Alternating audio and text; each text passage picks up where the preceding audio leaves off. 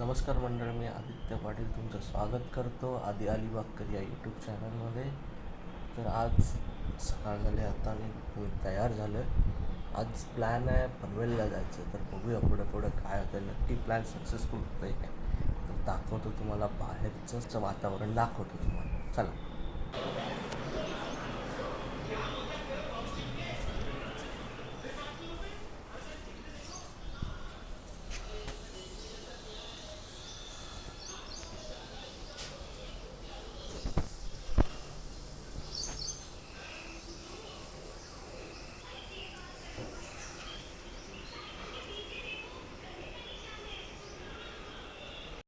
बघा कसं आज सकाळ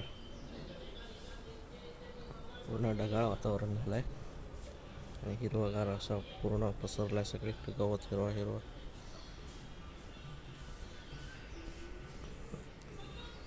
शेतात भात उगवते छोटं छोटं आता.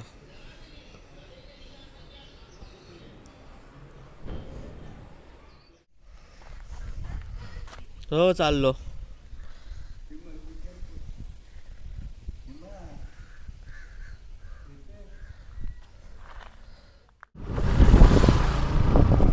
चांगली ओही पनवेलला.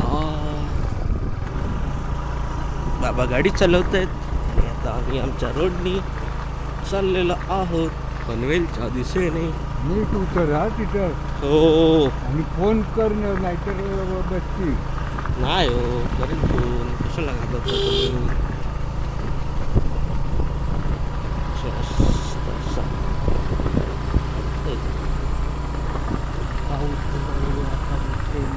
पाऊस नाही ना, येणार नाही तिकडे ट्रेनच्या तिकडे राहतात. गाडीत येताना लागला. ठीक आहे राहू.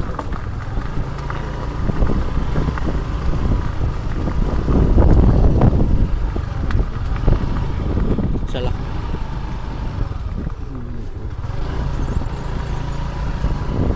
तर गाडी भेटली पाहिजे लगेच पटकन.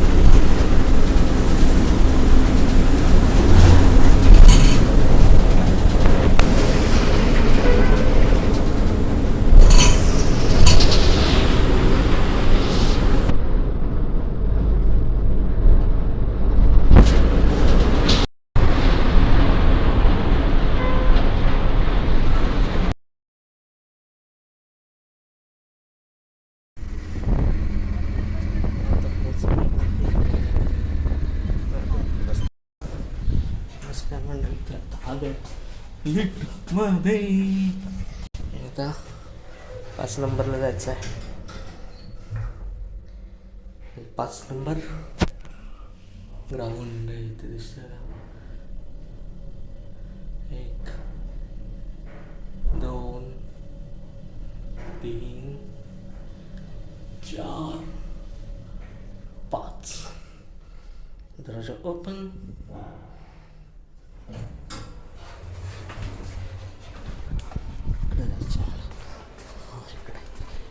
दिसते ते काकाचं तर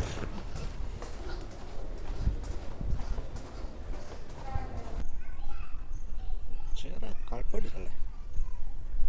तसं मी काळाच आहे, आता गोरा होतं हळूहळू. हां, तर मध्येच काय आता हे आठवलं तर तुम्हाला या व्हिडिओमध्ये दाखवायचं आहे. म्हणजे आमच्या झाडाला लागलं होतं भरपूर फणस, पण या वादळामुळे त्या फणसांची काय अवस्था झाली ना ते पण दाखव. तो फणसाच्या झाडाचा शेंडा आहे, तो शेंडा पण तुटून पडला, पण तरी पण काही फणस आमच्या झाडावर अजून आहेत. म्हणजे देवाचीच कृपा आमच्यासाठी की आमच्या झाडावर आमच्या खूप फणस आहेत. आता ते दाखवतो. या फणसाच्या झाडावर खेळून आमचं बालपण गेलं. सध्या यावर्षी तर फणसाला खूप फणस लागले होते. वादळामुळे काही फणस पडून गेले, पण तरीसुद्धा अजून खूप फणस आहेत आमच्या झाडामध्ये. आणि असं सुंदर दृश्य माझ्या काकींनी टिपलेलं आहे. झाडाचा शेंडाच गायब झालाय, काय बोलतो. आजचा ब्लॉग इथेच संपवतो. आणि जरा कॅमेरा हलतोय ते जरा सांभाळून घ्या, नवीनच आहे त्याच्यामुळे काही चुका होत आहेत, त्या सुधारण्याचा मी प्रयत्न करतो आहे. पण जसं आहे तसं तुम्ही